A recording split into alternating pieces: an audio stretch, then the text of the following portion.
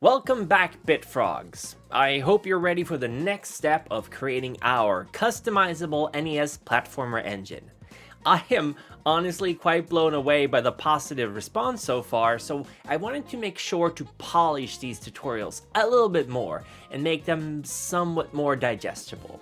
So today's video will be primarily about making a very basic enemy that moves from left to right until it either bumps into something or it risks falling into a pit. It will not be causing Pim any physical damage, but it will be a good opportunity for us to test our understandings of the physics processes of Godot, as well as raycasting in a 2D environment, whatever that means. So enough faffing around, let's dig into it. As you might recall from the previous video, we made Pim able to walk and jump like a true platformer hero last time. Not to mention, we besnazzled up our one-screen level to look a little bit better. And as you can see, Pim is about as happy as a clam, just bouncing around and apparently almost facing through the walls. That's not good. Since we don't have a moving camera at the moment, there is literally nothing outside of what you're seeing on the screen. Just a big light blue void for our pink lad to fall through until the end of time. The thing is, there is nothing telling Pim to stop moving. If this was a side-scroller, you wouldn't want him to stop either, since we want the camera to follow him as he's running along. But since we don't have a moving camera yet, we need to make sure that the player can't fall off the level. And the easiest way to do that is to create something for them to collide with. So we start by going to the level 1 scene and we create a Node 2D child of the level 1 root. We name this child Camera Bounds. And inside of Camera Bounds, we create something called a Static Body 2D and name it Left Wall. A static body 2D cannot be moved or altered by other things in the game, only through code or if you're manually moving it around in Godot, but it can still affect other things, and it will do just that through its child, which will be our old friend Collision Shape 2D. If you remember, this is what we used to make Pim stop facing through the ground like some kind of specter, some kind of ghoul, if you will, and with a collision shape attached to the left wall, we can now create something that will prevent Pim from falling out of bounds. But first, let's test it. We'll drag the collision shape of static body down here in front of Pim and give it a try. Now, as you can see, there's an invisible object that prevents Pim's progression. Perfect. Prevents Pim's progression. Perfect. We could technically have done this with the floor too, but Godot comes with this function sort of built into its physics. And that helps us keep clutter out since we'd have potentially hundreds of these collision shapes all over the map. Next, we're going to put the collision shapes in place and give it its proper proportions. A quick reminder in the project settings later tells us that the game is about 240 pixels tall, meaning that we can make the shape 8 times 240 pixels. And remember that an NES does its tiles in 8 by 8 pixels, so that's why we're doing it at 8. Since its point of origin is at the absolute 0 of the viewport, and that's where left wall's its parent is, we need to do some manual finagling to get it into place. If you enter -4 for the X, it will align perfectly, cutting off movement just outside the screen. And a quick test shows that it worked. Face first into the invisible wall. Great! Now we can simply make a copy of left wall and rename it right wall, and we... That's so stupid. And we get another collision shape along with it, kind of like that extra kid added to the family after your dad remarried and that you now had to get along with and share rooms with, and he snores and wets the bed in his sleep. And anyway, just move that collision shape over to the right and you're good to go. Now, here's a little something to remember for the future. When we're making side-scrolling games, there's a whole slew of different ways the camera can move. Some games don't allow you to backtrack, some have the screen auto-scrolling, and some give you free movement. And that's why, for now, we're keeping a static camera. But to prepare for any eventualities, we're going to put camera bounds as a child to the camera. Why? Well, because then, if the camera moves around, along, say, a level, the bounds will follow along. And this way, if, like in Super Mario Bros., we don't want the players to be able to backtrack, there's always going to be a wall at the left side of the screen. And technically on the right side too, since the player never reaches it. In later videos, we'll talk about layers and masks as well, since we may want enemies to be able to walk in and out of view, but that's a problem for our future selves. Great work, that's step 1 done. We made an actual level with collisions. We're not making a bottom of the pit yet, and that's why they're called bottomless pits, because we want Pim's sprite to disappear when he falls down the pit. Nothing personal, Pim. That sounds marvelous! Anyway. Now the next step is to create our very basic enemy walker. This is going to be our Goomba, well, more like our Koopa, to be honest. See, it won't be walking in a straight line and falling to its doom, but rather turn around whenever it hits a wall or risks falling off a ledge. So to begin, create this new scene and name it Enemy Walker. And we're going to make it a custom node, we're going to make it a character body 2D, just like we did with Pim. These come with so many built-in functions to help make our lives easier. And once we've made the scene, it is time to fill it up with stuff. And since we learned our lesson the hard way last video, we're not going to give it a sprite 2D, but instead an animated sprite 2D. This allows us to give it multiple modes of visually being, not just one static image.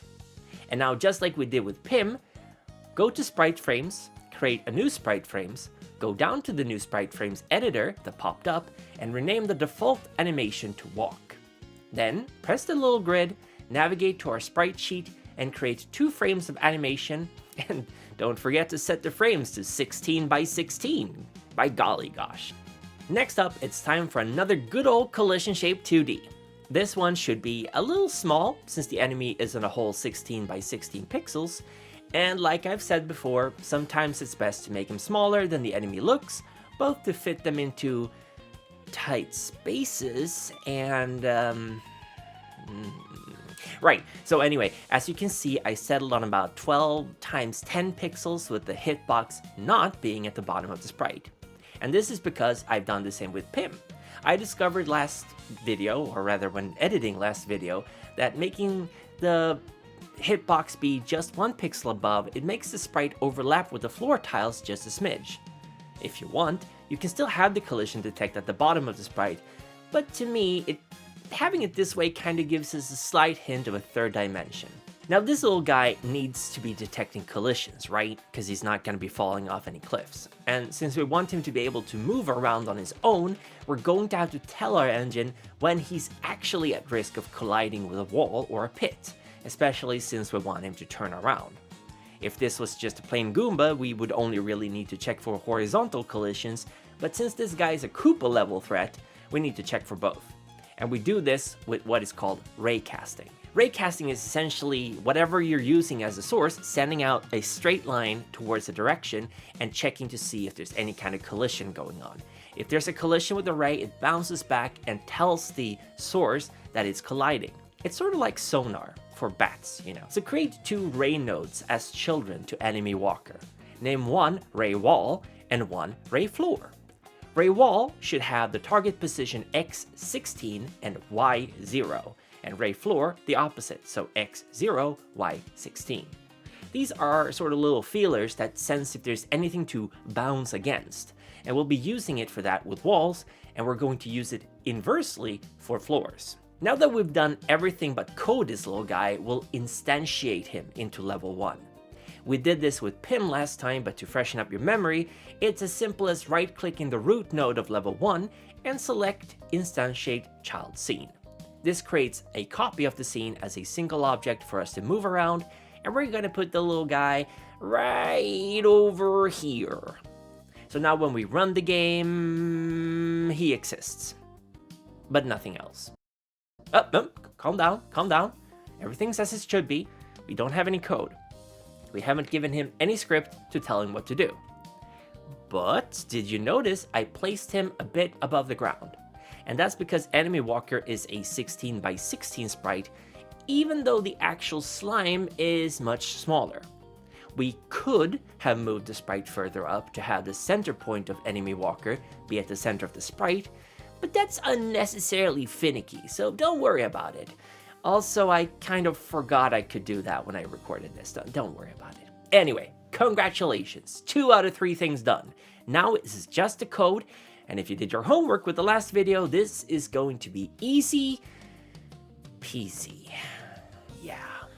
So, we're going to start by creating a script in our script folder called enemywalker.gd. Then, once you've done that, go back to the enemy walker scene and drag it up to connect with the root node. In the script, make sure to change the extend to character body 2D and the class to enemy walker. After that, we're going to create 3 variables that control the movement speed and direction of our enemy. They're going to be move speed, gravity, and direction. Set those to 30, 400, and -1 respectively. This means that when the walker spawns, it will be set to move in the left direction. And since we're exporting these variables, it means that we can modify them in Godot later without having to touch the code. This is a great shortcut to test out different values or even create variations of the same enemy, like that one random zombie that's suddenly much more faster than the other zombies in Resident Evil 3. Yeah, you know the one. After that, we're going to create some shortcuts for when we want to interact with the other nodes in the trees. @onReady var_sprite is a reference to the animated sprite of the moving enemy, and var_ray_wall points to the raycaster hitting walls, and _floor to the one checking for the ground. Now, whenever we want to call on those nodes in this script, and we will, we don't have to write their full names. Next up is our ready function. This is one of those functions that just runs, so whenever the script turns on, so does ready. And the first thing it does is to turn on the rays so that they're ready to detect walls and gaps. Then, it's going to call 2 functions, update rays and update sprite flip. But we don't have those functions yet. No worries, we're going to make them right after we make sure that the walk animation triggers as soon as the enemy activates. There we go. Now whenever ready runs, and remember ready is always ready, so too will the walk animation kick off. Now update rays has a pretty simple job. It's to make sure that the rays are facing the direction the enemy is moving. And in order to do that, we're going to give it a variable called dir_sign, direction sign. This variable will start at 1, but if the variable direction, the one we created at the top of the script, is less than 0, dir_sign should be -1. So just like how we did with Pim last video, we now have a variable that changes depending on which direction the enemy is facing. After that, we're going to set the position of the ray, as well as the position of its target.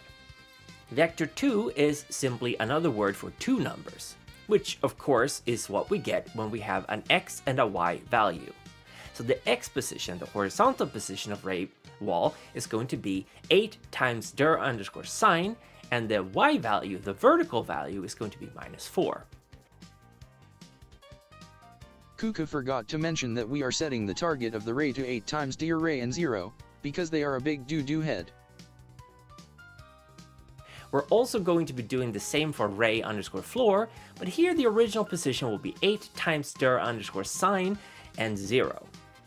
And the target position will be 16 pixels straight down, so 0_16.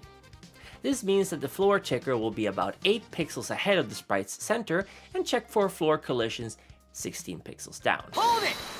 While editing this video, I remembered that you can actually see the ray arrows while the game is running. So we're going to be modifying these stats somewhat at the end of the video.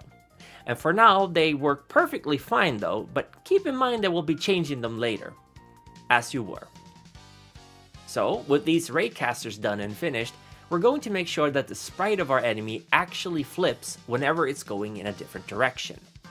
We do this by creating the update_sprite_flip function, the one we made before, or rather the one we called before, and inside of it, we're going to make a simple if check. If the sprite isn't empty or null, the sprite should be horizontally flipped to direction, which so far is still only -1. We'll change that in a little bit, but this code is all we need for this phase. It's nice when stuff isn't always overly complicated, right? Well, now that that's done, if we try to run the game, the animation for our walker will kick off because it's in ready, but he's not moving. And that's because we haven't given him that ability yet, don't worry, we're For now, it's just a strangely soft, wiggly chair for Pim to sit and relax on. So back to the editor we go, and now we're creating our physics process function. And again, just like with Pim, this little guy handles our object's movement. First, we'll define what happens should the walker fall off something, which he won't. But if he does, we'll set his y velocity to be gravity times delta, and gravity being 400 as we declared at the top of the script, so we don't need to write that down again. Then, we'll set his horizontal speed to be the direction times his move speed. So if he's moving left, his horizontal speed will be minus 30, right it will be 30 pixels per second. And then, to round it all off, we apply move and slide just to ensure that he does in fact move and slide. And now, when we run it, oh we gads, my game is ruined! Unless... well, obviously, it's the fact that we don't have the walker do anything if its feelers collide with something. Well, that's an easy fix. We're just gonna create these two variables, hit_wall and no_floor. These will be checking if the ray wall is hitting something, or if the ray floor isn't hitting anything. See, it's like poetry, it's like it rhymes, because I mentioned this earlier in the video. Anyway, if either of these two trigger, the direction variable will multiply by -1, which, for those of us who failed grade school math, means that we get either a negative or a positive number, depending on whether direction started out as a positive or a negative number. It makes sense, don't worry about it. We also update the rays and the sprite flip to make sure that both of them flip to the other direction. So now when we run the game, it works. See? Perfect. The collision detected, however, is vastly too sensitive horizontally, but it does allow Pim the rare W of being able to T-pose the poor slime to assert his dominance. Now that we've achieved what we set out to do, we made some boundaries around the screen, and we created an enemy, and it also detects walls, holes, and Pims, it will just immediately do a 360 and walk away. It's a reference, I don't know if anyone's gonna catch that. We can play around with this a lot too now. We can instantiate more of the enemies, and each one will act independently of the others. We can also achieve their super rare slime mount unlock by avoiding collisions with its raycasters. Amazing, we did it! But wait, there's more! Like I said before, I remember that all collision shapes will be visible if you turn on visible collision shapes in the debug tab. If you do so, you will notice that the arrows are a little wonky. So we're going to fix that. First, we'll change ray_walls y to 0 and not -4. Why? Because that puts the arrow straight smack in the middle of the model's height. If we make it -4, the collision detection will actually be higher up. And since the enemy model is smaller, we want it to be either 0 or maybe even 4 if we want it to slip under low-hanging ceilings. Also, the target position needs to be much closer to the sprite. So what we're going to set the value of ray_walls to is 6 times direction sign. So it's going to be 6 pixels out from the middle. We can also reduce the floor detection to 10, so it's 10 pixels out from the middle. This means we get close to pixel-perfect collision detection, which honestly just looks a lot better. However, you will also notice that it still has a little gap on the right side before it goes the other way, and that's because the floor detection detects that there's no floor past the camera, so it will immediately turn around, and the floor detection is a few pixels ahead of the sprite. If the arrow is showing red, that means that a collision is detecting. These also show you the hitboxes of all the things we created so far, so if you want to modify anything to make them fit better, this is a good opportunity to check your hitboxes. Also, most importantly, Pim can still ride along the slimes as the two have now become best friends. There we go. Wasn't that a lot easier than the last video? It's almost like I am improving in making these. Again, I want to thank everyone so much for your nice comments and your support, and especially your dedication. If you made it this far, you have got what it takes. Wait, that's not how you say it. You've got what it takes to make retro games. Trust me, I'm kind of a professional. My goal right now is to try to release one video every week, but since I also work full-time and stream regularly over on Twitch, stuff might be a bit delayed from time to time, but I will do my best to keep you guys updated. Also, there's going to be a poll running right now in the community tab where I'm asking if you want me to further polish this basic engine into an actual game with, levels and different enemies and scores, maybe something similar to Mario Brothers for the NES, or if you want me to jump straight into mutations once we've made the skeleton engine. I'd love to hear your opinions on this, and let me know in the comments below which classic NES platformer you think we should tackle first. And no, I am not doing Ice Climber. Ice Climber is, it's deceptively difficult, okay? It's very hard to make, probably, I think. I don't know. I haven't even thought about it. Anyway, as always, thank you so much for watching, and I'll see you next time.